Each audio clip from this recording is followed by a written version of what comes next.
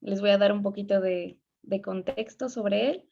Em, es egresado de la Universidad de Guadalajara, tiene una especialidad en ginecología y obstetricia realizada en el Hospital Civil de Guadalajara, doctor Juan Ignacio Mechaca.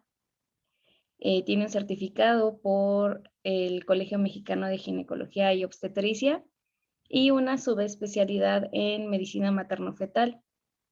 Es médico adscrito en el área de tococirugía del Hospital Civil de Guadalajara, el doctor Juan Ignacio Mechaca. Entonces, creo que no hay mejor persona para darnos este tema. Muchísimas gracias, Sergio, por participar con nosotros. Gracias a ustedes por la invitación. ¿Ya puedo compartir la pantalla? Sí. Sí, doctor, ya lo puede hacer.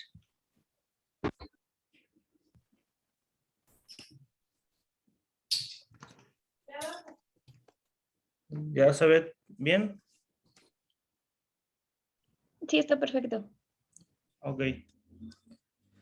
Bueno, pues, y de nueva cuenta agradezco la invitación a dar esta ponencia. Es un tema que me gusta mucho.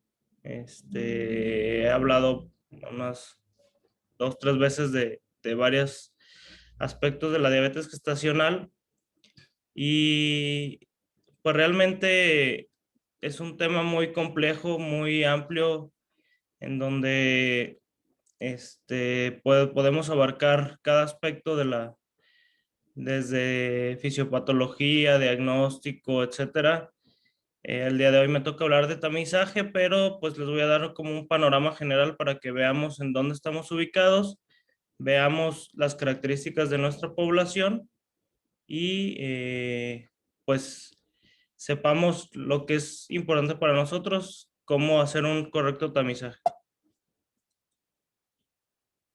Me gusta empezar siempre con esta diapositiva, que está un texto copiado de la guía de la LAD, que es una guía de diabetes del Colegio de la Asociación Latinoamericana, en donde no habla de diabetes gestacional, esta habla de diabetes en general, pero ahí ya menciona que la diabetes es el resultado de un proceso fisiopatológico iniciado muchos años atrás de su aparición clínica. Las condiciones que determinan la aparición de la diabetes tipo 2 y sus comorbilidades están presentes desde los primeros años de vida, incluso desde la concepción. Vamos a ver ya después o en algún momento van a escuchar hablar de la programación fetal. Y es esto básicamente que desde que un bebé está en el vientre de la madre, ya está teniendo modificaciones o predisponiéndolo para que en un futuro, en 30, 40 años de vida, pueda él desarrollar un diabetes gestacional, riesgo cardiovascular, etcétera. Como tal, la definición de diabetes gestacional, propiamente diabetes gestacional, es la diabetes diagnosticada en el segundo o tercer trimestre del embarazo en una paciente que no había sido diagnosticada con diabetes antes de este embarazo. La que se diagnostica, bueno, ya muchos pacientes van a llegar ya conociéndose diabéticas tipo 1 principalmente o tipo 2. Más o menos esto va a depender de la edad que tenga la paciente. Sabemos que la tipo 1 pues se presenta desde la infancia y esta diabetes se va a asociar con resultados adversos para la madre, el feto recién nacido, el niño y los hijos cuando sean adultos. Un panorama global de la diabetes mellitus en general. Vemos que el número de personas con diabetes aumentó de 108 millones en 1980 a 422 millones en el 2014. Es la causa de 5.2 millones de muertes en todo el mundo, una tasa de mortalidad de 82.4 por 100,000 en el 2015. Latinoamérica tiene una alta incidencia y es donde pues estamos parados nosotros. Vemos en este estudio que se hizo como una prospección para el año 2045, vemos que en Latinoamérica, lo que es México, Estados Unidos, Canadá, va a aumentar un 35% la incidencia de diabetes, con un estimado que para el 2045 va a haber 62 millones de diabéticos. A nivel mundial, 21.3 millones de 131.4 millones de nacidos vivos se van a ver afectados por hiperglucemias en el embarazo. 6.2% de estos 21.3 millones se van a deber a la diabetes detectada antes del embarazo. El resto, pues, va a ser la que se detecta durante el embarazo. Ahí va a haber, si ustedes leen estadísticas, vamos a ver que la incidencia, la prevalencia de la diabetes va a variar mucho, pero esto es una parte importante de mi plática, va a ser porque el diagnóstico es muy variable. Hay muchas guías, hay muchos estudios, diferentes maneras de diagnosticarla. Entonces, hay unos países que la diagnostican más estrictamente y pues sus registros van a ser de más alta incidencia, y hay otros en donde no lo diagnostican como con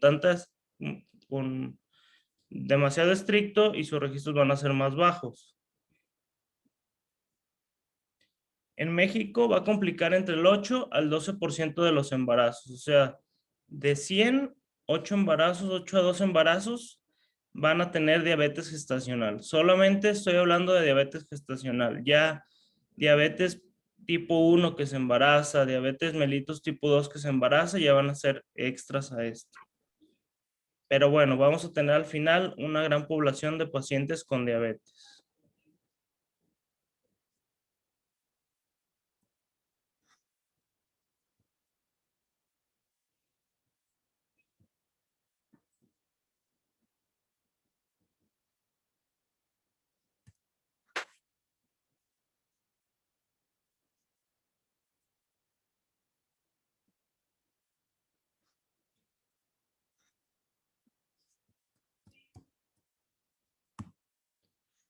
Los factores de riesgo que más se han estudiado, esto a nivel global, un índice de masa corporal mayor de 25, una edad avanzada mayor de 35 años, estos son los principales que van a incrementar el riesgo. Historia familiar de diabetes tipo 2 y una embarazada que ya tuvo una diabetes gestacional en un embarazo previo, aumenta el riesgo más de 13 veces para poder tener otra vez diabetes gestacional. Y pues este es como el factor de riesgo más importante. Otros que existen, paridad, fetos masculinos, embarazos múltiples, factores genéticos, pacientes que tuvieron síndrome de ovario poliquístico y que se embarazaron, consumo de cigarro, factores psicosociales, dietas no adecuadas, una alimentación no adecuada y pues el sedentarismo. 45% de los casos de diabetes gestacional podrían prevenirse mediante la adopción de una dieta saludable y manteniendo un IMC menos de 25, haciendo ejercicio y evitando fumar. Estos serían como las recomendaciones generales que nosotros podemos. Si una paciente llega con nosotros que no está embarazada y nos dice, tengo miedo de que me dé diabetes gestacional, ¿qué le podríamos decir? Pues esto: adopción de una dieta saludable, mantener un IMC adecuado, haciendo ejercicio por lo menos 30 minutos por día y evitando fumar, ya disminuiríamos el riesgo. Que van a ser al final de cuentas los factores modificables. No podemos modificar el riesgo de que un familiar tenga diabetes, no podemos modificar pues la edad gestacional dependiendo de cuándo te vas a embarazar, etcétera. Pero pues los modificables sí podemos hacer algo por ello. Ya hablando un poquito en cuanto a entrar al tamizaje, como van a ver o ya conocen, El tamizaje básico, por lo menos en México y en muchas partes del mundo, se hace hasta las 24 y 28 semanas de gestación. O sea, ya pasaron 20 semanas, 24 semanas en las que no hicimos nada, en las que dejamos pasar el embarazo y no, pues le dimos un manejo normal a una paciente que a lo mejor pudimos haber actuado desde antes, pudimos haber actuado desde incluso antes de que se embarazara. Por eso se está tratando de migrar el tamizaje al primer trimestre del embarazo y más adelante les voy a explicar cómo va a ser un poquito más estructurado. Se hizo este estudio en el 2014 tratando de encontrar cuáles son los factores de riesgo más importantes que se pueden diagnosticar o que uno puede interrogar a la paciente desde las 11 a 13 semanas, que es cuando se hace el tamizaje de primer trimestre. Y es cuando la mayoría de las pacientes van a acudir de primera vez con nosotros cuando se enteran que están embarazadas. Esto es básicamente, este estudio fue en características de historia materna. Va a ser un tamizaje temprano efectivo y vemos que puede predecir entre el 55 y el 84% de los casos de diabetes gestacional. Los datos que nos dieron más, que pudieron prevenir más, como veíamos hace rato, antecedente de diabetes gestacional de la paciente, o sea, si ya tuvo 1 o 2 embarazos con diabetes gestacional, se va a incrementar mucho más el riesgo para este nuevo embarazo, la edad materna, el peso y la altura, el origen racial, el método de concepción con el que se embarazó esta paciente y el peso al nacer del recién nacido en el último embarazo. Aquí vemos la gráfica que arrojó el estudio y como les decía aquí, vemos que todas estas, excepto el uso de medicamentos para inducción de la ovulación, pero todas tienen un valor significativo. Entonces, vemos cómo se incrementa el riesgo hasta 50 veces más si la paciente ya tuvo diabetes gestacional. Y bueno, aquí están los que les dije: peso mayor de 69 kilos, edad mayor de 39, antecedente de tener un familiar de primer grado, de segundo grado, el origen afrocaribeño, asiático, sudasiático, y el peso, peso previo del bebé. Si ya tuvo un embarazo, un peso mayor de 4 kilos, también nos puede predecir que tenga, que pudiera presentar en este nuevo embarazo una diabetes gestacional. Un poquito entendiendo la fisiopatología, porque digo, hablar de tamizaje pues es muy rápido, pero tenemos que, para poder hablar del tamizaje y poder entender el tamizaje, debemos de entender un poco la fisiopatología de la diabetes gestacional o por qué en un embarazo la mujer le da diabetes. Vamos a ver que el embarazo es un estado marcado por cambios profundos en el estado hormonal de la mujer y de su metabolismo. Va a haber una gran ola de cambios que se van a presentar. La capacidad para regular el balance de nutrientes durante este periodo va a ser crítico para la salud de la mujer y del feto en crecimiento.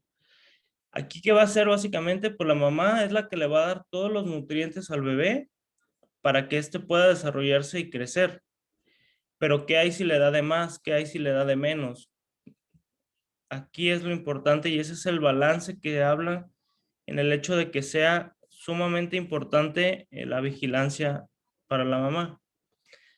Los cambios metabólicos normales basados especialmente en la cuestión de la diabetes, esto en un embarazo normal, no en un embarazo con diabetes, no en un embarazo de alto riesgo. Simplemente la mujer, por estar embarazada, va a producir mayor glucosa endógena basal en un 30%. La sensibilidad a la insulina periférica va a disminuir en un 50%.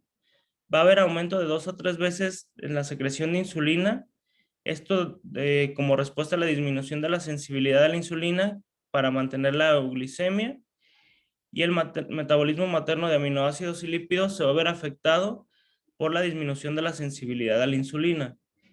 Entonces, ¿qué es? Básicamente, va a ser un estado diabetogénico. ¿Por qué?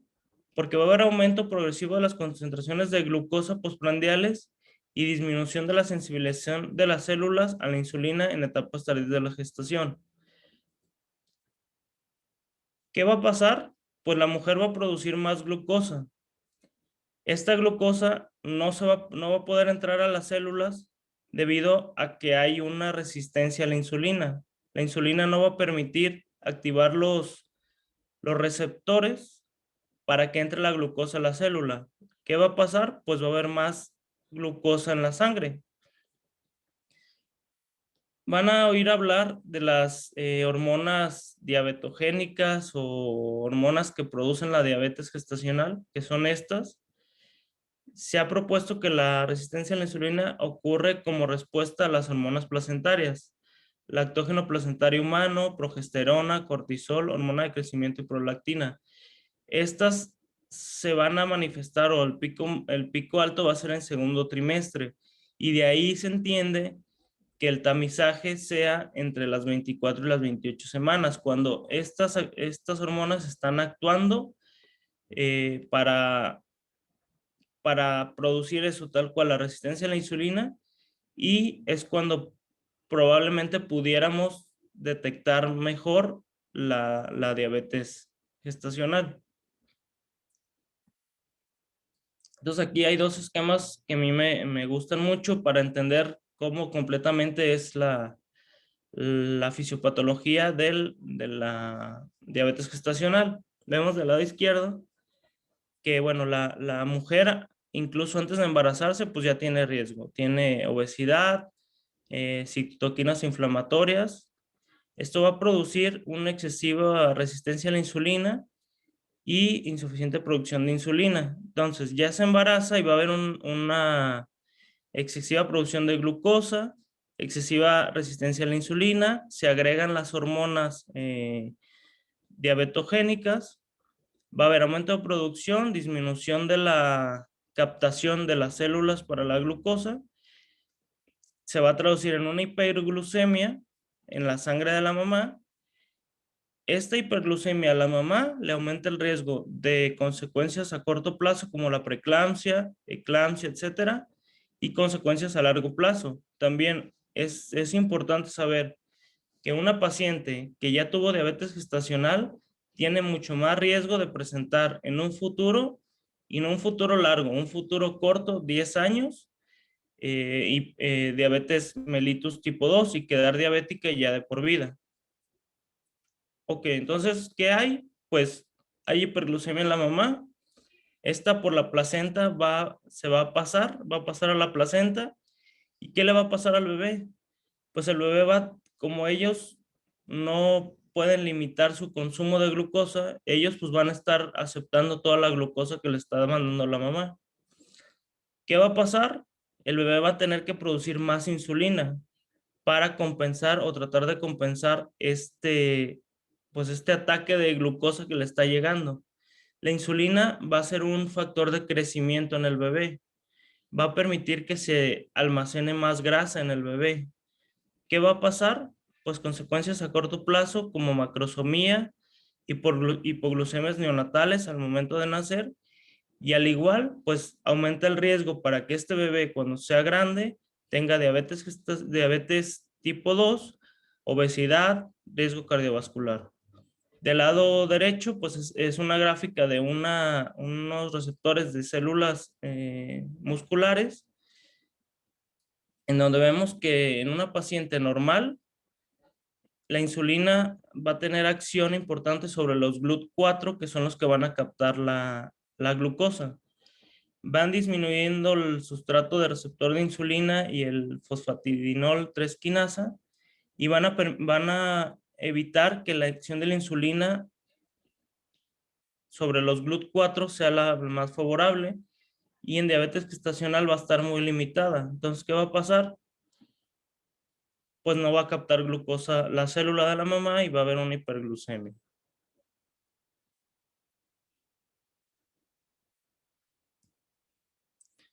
¿Qué escenario clínico vamos a tener? Vamos a tener la diabetes pregestacional o diabetes manifiesta. Esta es la paciente que ya se conoce con diabetes o que la vamos a captar en el primer trimestre con glucemias basales mayor a 126 o en ayuno, una hemoglobina glucosilada de 6.5, glucemias plasmáticas al azar de 200, y va a ser la diabetes tipo 2, la forma más común, que se va a representar entre el 90 y el 95%. Y la diabetes gestacional va a ser la paciente que era sana, pero que en el embarazo ya empieza a desarrollar esta resistencia a la insulina, provocando la diabetes gestacional.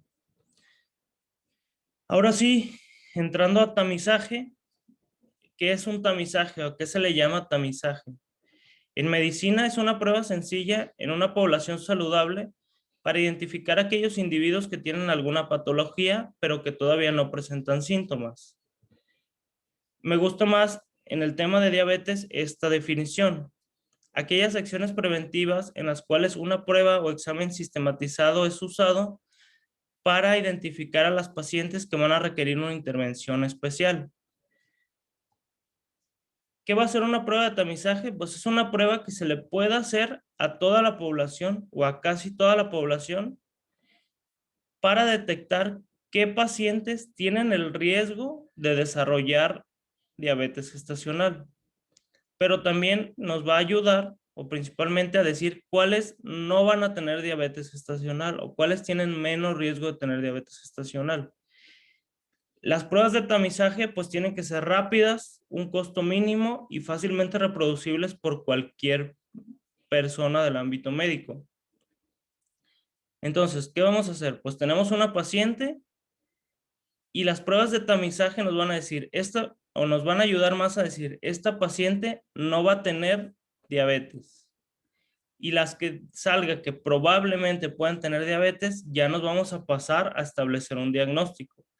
Pero del gran campo de la población, podemos descartar muchos pacientes que digan, ya no van a tener diabetes. A esto se le habla que tiene baja sensibilidad y alta especificidad. Recordemos que la sensibilidad va a ser la capacidad de una prueba para detectar individuos enfermos y la especificidad para captar individuos sanos. Entonces, pues nos va a dividir totalmente la población. Es decir, estas pacientes no van a tener diabetes gestacional. Esta gráfica me gusta mucho porque pues es realmente cómo dividir a nuestra paciente. Idealmente una paciente tiene que ir a una cita de control prenatal entre las 7 y las 12 semanas. En esta cita, pues, ¿qué vamos a tener? A la mano, podemos tener una glucemia en ayunas de 8 horas. Podemos pedirle una hemoglobina glucosilada o una glucemia al azar. Básicamente, pues, lo que podemos hacer para empezar a clasificar a nuestros pacientes es pedirle una glucemia en ayunas de 8 horas de ayuno y ver qué sale. Pueden salir estas tres opciones: mayor a 126, entre 93 y 125 o menos de 92. Si ya una paciente a las 7 semanas nos presenta glucosa en ayuno mayor a 126, ya la podemos clasificar como una diabetes manifiesta o, como veíamos antes, una diabetes pregestacional. ¿Qué vamos a hacer con esta paciente? Pues ya es una paciente que va a tener riesgo. Realmente pues ya no podemos hacer mucho por ella, sino simplemente derivarla con el especialista y que pues ya le dé el manejo. Si nos sale la glucosa en ayunos entre 93 y 125, podemos clasificarla como una diabetes gestacional, y aquí hay de dos: pedirle una curva de tolerancia a la glucosa de 75 gramos en este momento y valorar. Si sale positiva, clasificarla como diabetes gestacional, Y si esta curva sale negativa, esperarnos al tamizaje entre las 24 y 28 semanas. O la otra, dependiendo de los recursos que tengamos, dependiendo de las opciones que tengamos, manejarla como diabetes gestacional y iniciarle dieta y ejercicio, que en el 75 al 85% con esta pura dieta y ejercicio se van a controlar. Lo otro que puede ir a pasar es una paciente que sale menos de 92 en ayuno, se va a considerar sana hasta este momento y se le va a pedir el tamizaje igual entre las 24 y 28 semanas. Si este tamizaje sale positivo, ya vamos a ver cómo se hace el diagnóstico y si sale negativo, pues un control prenatal normal. En el 2019 acaba de salir un estudio en el New England que habla de los dos tamizajes básicos, que ahorita se los voy a poner, que es un paso y dos pasos. Y en este estudio, pues como les decía, va a haber muchas maneras de diagnosticarlos, muchas maneras de tamizar, pero en este estudio nos explican cuál es mejor, cuál tiene mejor resultado, cuál tiene mayor, pues capacidad de captar pacientes, etcétera. Entonces, el de un paso va a ser el tamizaje entre las 24 y 28 semanas con una curva de tolerancia a la glucosa con 75 gramos. Esta tiene que ser en ayuno.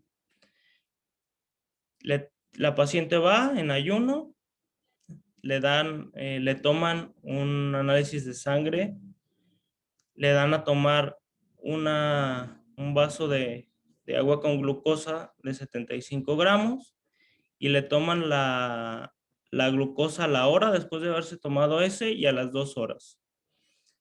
Vamos a ver que aquí los valores para esta curva es que en ayuno salga mayor o igual a 92, una hora salga mayor o igual a 180 y a las 2 horas salga mayor o igual a 153.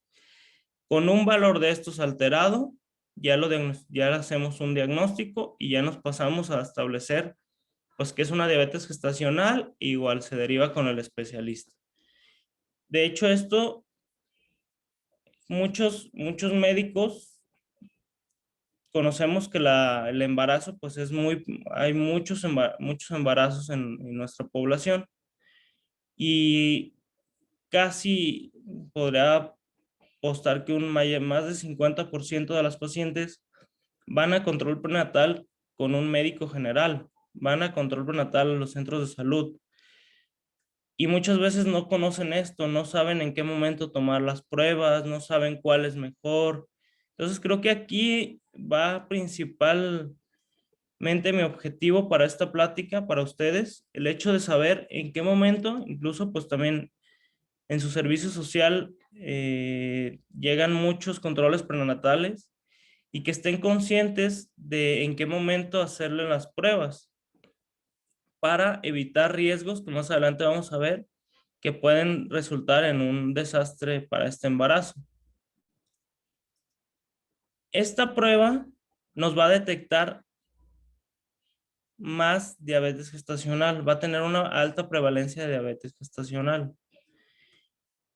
Un poquito más adelante les explico, pero bueno, básicamente el hecho de que nos diagnostique más pudiera estar captando pacientes que no van a tener ninguna complicación si no van a tener complicaciones a pesar de que con o sin control de diabetes gestacional. O sea, vamos a captar un poquito más de a lo mejor pacientes que pudieran haber sido sanas, pero pues por alguna alteración ya de metabolismo se les diagnostica como diabetes gestacional.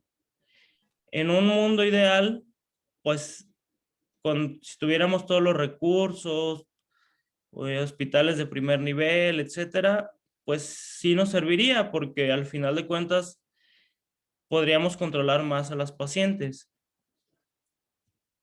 La de 2 pasos, que también se hace entre las 24 y 28 semanas, se va a hacer con una prueba de tolerancia a la glucosa con 50 gramos. En esta la paciente no necesita ayuno. Igual va al laboratorio, le dan los 50 gramos y se la toman a la hora. ¿Qué va a pasar? Si es positiva, o sea, entre 100, de 130 a 140, mayor de 130 o 140, esto varía según algunas guías, pero generalmente mayor a 140 va a ser positiva. ¿Y qué significa hacer que sea positiva?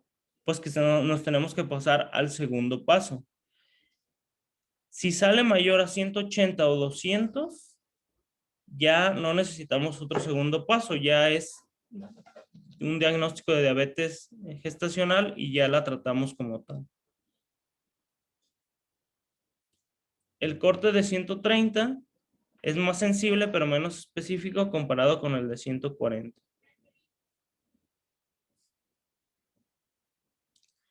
Este es el segundo paso. Si salió mayor a 140 pero menos de 180, le hacemos la curva con 100 y es igual. Va la paciente, ahora sí, en ayuno, le toman la glucosa, se toma el vasito con 100 gramos de glucosa y le toman a la hora, a las 2 horas y a las 3 horas. 2 o más valores alterados va a ser diagnóstico. ¿Qué nos resultó o qué resultó este estudio? Lo que estudió fue el diagnóstico de diabetes gestacional, fetos grandes para edad gestacional, resultados perinatales adversos, hipertensión gestacional o preeclampsia y cesárea. Vemos que con el de un paso diagnosticamos más diabetes gestacional, pero pues aquí pudiera hablarse de que a lo mejor muchas de estas pacientes iban a ser sanas, pero ya se les clasificó como diabetes gestacional. Y esta detectó menos, pero a lo mejor sí son las que de verdad iban a tener diabetes gestacional. Y vemos que los resultados, a final de cuentas, no variaron mucho. No hubo cambios entre hacer uno o hacer el otro, el de un paso o otro. Como concluyen, no hubo diferencias significativas entre estos grupos en los riesgos de los resultados primarios relacionados con las complicaciones maternas y perinatales. Los resultados del 6% de los embarazos en mujeres que no se sometieron a pruebas de detección parecieron ser peores. O sea, sí hay que hacer una prueba, sí hay que tamizar a las pacientes, porque sí puede haber más riesgos si no tamizamos, pero entre estos dos no hubo diferencias. Como les decía, va a haber y van a encontrar muchas guías. Esto básicamente pues es lo mismo que les ponía. La IATS, que es la Sociedad Internacional, la Federación Internacional de Ginecología y la OMS, van a proponer el tamizaje con 75 gramos. Vemos los mismos valores, 92, 180, 153, con un valor aumentado. Esta es la de la igual 92, 180, 153 de la OMS. El Colegio Americano, la Asociación de Diabetes y el Clinic Barcelona van a estar a favor más del de 2 pasos, con 100 gramos de glucosa, 2 o más valores alterados. Y aquí era lo que les decía. Se presupone que los criterios de la IASP diagnosticarán un grupo de gestantes con una morbilidad inferior a la que pretenden identificar. Esto supondría una prevalencia de hiperglucemia gestacional probablemente superior al 17%, con la correspondiente necesidad de aumentar los recursos sanitarios a este fin. O sea, tendríamos que tener más médicos especialistas, más medicamentos, que bueno, un sistema de salud como el de México, el de España, etcétera, no va a poder sostener, Estados Unidos incluso, esta población de diabetes gestacional, por lo cual el tamizaje que mejor va a funcionar para nuestra población es el de 2 pasos. Otra consideración importante es que muchas veces las pacientes no van a tolerar el vasito de 100 gramos. Muchos la vomitan, muchos ni siquiera se esperan a las tomas de 1 hora, 2 horas y 3 horas. Podemos hacer un perfil glicémico con monitorización seriada de niveles de glucosa de 1 a 2 horas postprandial y en ayunas, y una solución hiperosmolar con hielo va a reducir las náuseas y vómitos a la administración de Primperan de 10 miligramos. Esto es la ingesta, antes de la ingesta de los 100 gramos de glucosa. Acá en el Hospital Civil, pues bueno, básicamente es lo mismo. Por guías se pide que se haga la de 75 gramos, pero con 2 o más valores aumentados, pero también utilizamos la de 100 gramos. Ya, bueno, esto es lo de tamizaje, pero bueno, también es importante saber, bueno, ya la tamizamos, ya la diagnosticamos, y ahora ¿qué vamos a hacer? ¿Qué podemos hacer nosotros dentro de nuestras capacidades? Clasificar el estadio de la enfermedad, si la paciente va a tener un compromiso órgano blanco, un control metabólico, ver qué medicamentos toma y el efecto de la enfermedad sobre el embrión y el feto.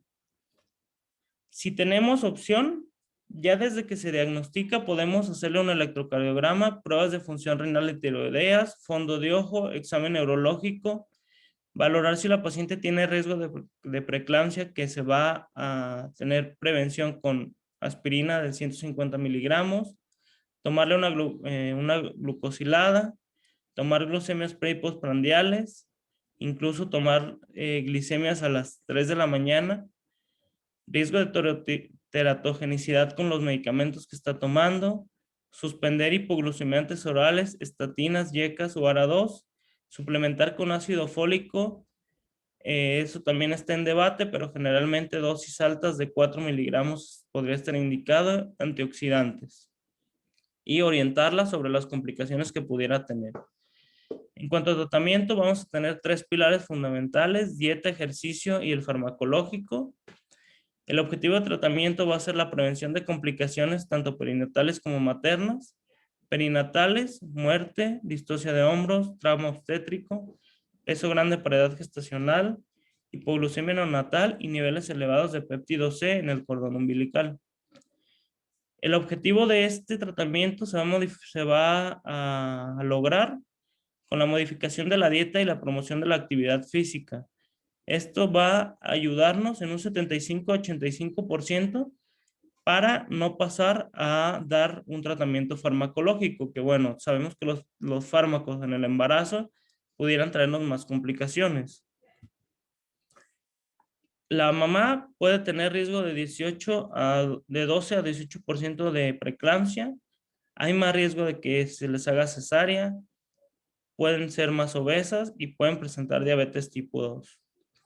Las metas que vamos a tener en general, o que debemos de tener en una paciente ya controlada, es que en ayuno saque menos de 95, 1 hora después de que coma 140 y 2 horas después de que coma 120. Se puede hacer con dieta, un plan de alimentación que debe proporcionar una ingesta adecuada de calorías, lograr los objetivos glucémicos y promover el aumento de peso según las recomendaciones de la IOM, que mujeres obesas con sobrepeso y de peso saludable, las obesas deben de tener máximo un aumento semanal de 220 gramos, las pacientes con sobrepeso 280 y las pacientes con peso saludable 420 gramos semanal. Deben de consumir un mínimo de 175 gramos de carbohidratos, 75 de proteína, 28 de fibra. No debe haber alto contenido de grasas saturadas ni carbohidratos simples. Bueno, ya es pasarnos a cálculos, pero bueno, se va a utilizar estas gráficas en base a las semanas de gestación y la talla, y vamos a ver que dependiendo del sobrepeso es las calorías que se dan. Hay que evitar carbohidratos simples y grasas saturadas no exceder el 10% del total. En cuanto a ejercicio, se recomienda un plan de ejercicio moderado, 30 minutos de ejercicio aeróbico de intensidad moderada al menos 5 días. Ejercicios simples, digo, la paciente pues ya está embarazada, ya no pudiera hacer pues un ejercicio más pesado, pero con el simple caminar de 10 a 15 minutos después de cada comida va a mejorar el control glicémico. Lo que se sugiere pues es caminar, nadar o andar en bicicleta. Si la paciente ya hacía ejercicio, puede continuar el ejercicio. dependiendo pues de cómo ella se vaya sintiendo. Y ya para finalizar, pues la insulina va a ser la más efectiva y segura para el feto, ya que no va a cruzar la barrera placentaria. La insulina humana y análogos van a ser seguras en el embarazo. La glargina, cada vez hay más estudios que pudieran apoyar también su uso en el embarazo. Y el régimen de bolo basal con insulina de acción intermedia o de acción prolongada más una de acción rápida antes de las comidas va a ser la más ideal. La dosis de insulina se va a calcular a 0.3 por puntos de 0.3 o 0.7 por una unidad por peso. Y bueno, estos ajustes pues ya los tiene que monitorizar un médico, ir viendo cómo va avanzando la paciente. Generalmente en el hospital les damos unas hojas de control y ellas en su casa se están tomando la glucosa. Estas son las insulinas que se utilizan. Vemos que rápida, intermedia, la regular y la NPH. Y los análogos de insulina que también están, que son seguros, Lispro, Aspar, Temir, son categoría B y la glargina es categoría C, pero cada vez hay más estudios a favor de esto. Básicamente, ¿qué hacemos? Suponiendo que la paciente tiene estas hiperglucemias mayores de 180 después de cada comida, desayuno, comida y cena, el régimen basal bolos es esto. Se utilizan las insulinas intermedias para manejar los picos preprandiales, o sea, si pones la roja, por ejemplo, es NPH, se pone NPH a las 8 de la mañana cuando desayuna y va a controlar el pico de antes de la comida y de antes de la cena. Y esta de la cena se pone otra vez para controlar el pico que va a ser antes de desayunar. Y ponemos las rápidas o las regulares para controlar los picos postprandiales. La metformina también pues ya tiene más acción, más estudios sobre el embarazo. Es una biguanida que inhibe la gluconogénesis hepática y la absorción de glucosa. Va a estimular la captación de glucosa en tejidos periféricos. Atraviesa la placenta. Hay evidencia limitada sobre disminución de riesgos de resultados adversos del embarazo, como la pérdida de primer trimestre, menor hipoglucemia neonatal y aumento de peso materno. Y puede ser un enfoque razonable. Ya para terminar, pues mis recomendaciones o para llevar a casa, siempre es ver dónde estamos parados y enfocarnos en nuestro medio y los recursos que vamos a tener disponibles.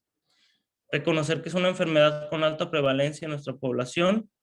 Conocer los factores de riesgo de más impacto, incluso pues desde que llega la paciente embarazada, que pues tengo 7 semanas, ya interrogarla un poquito más a fondo para ver qué riesgos tiene, entender la fisiopatología de la diabetes y ver por qué pasan estas situaciones. Es mejor el tamizaje de 2 pasos para México. Después de esto, pues tener un monitoreo adecuado de las glucemias de la paciente, referir al o a los especialistas. Digo, esta patología no solo la maneja el ginecólogo, manejar materno-fetal con nutriólogo, con psicólogo, con un equipo multidisciplinario, y eso es a lo que me refiero con un control integral. Ya para finalizar mi plática, les recomiendo este estudio que salió del Nature en el 2000,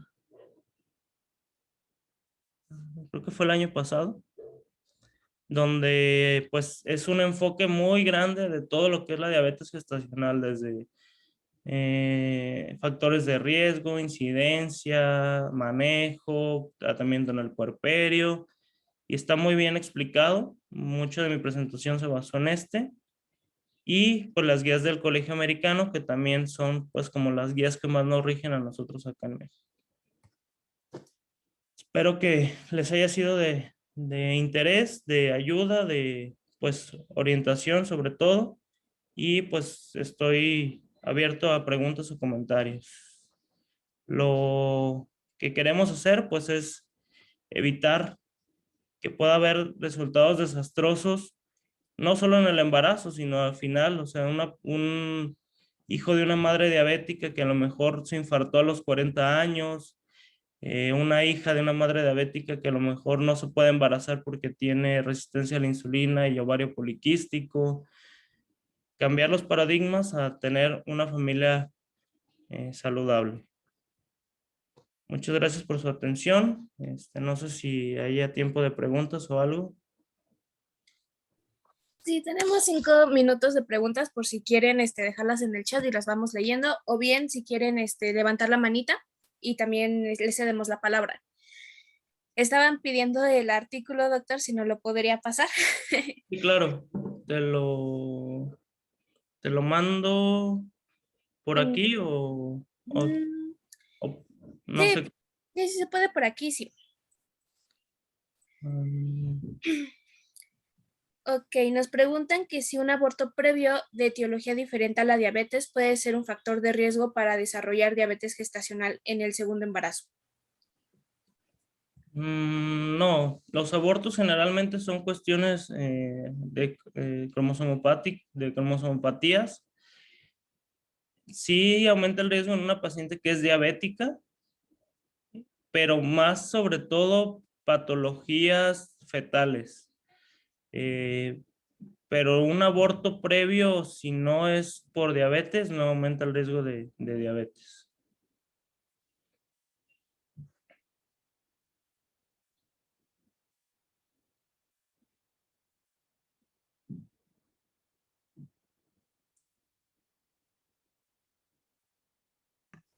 También preguntan que si contamos con las pruebas suficientes para toda la población. Sí, muchos laboratorios, incluso, o sea, laboratorios de bajo costo, tienen la prueba de tamizaje. Realmente no es cara, o sea, son tomas de glucosa en sangre y pues lo que pudiera salir caro, pues no sé, son los reactivos o las soluciones con glucosa, pero pues el Estado, el gobierno sí, creo que sí considera mucho esta, y según yo sí las hacen en cualquier laboratorio.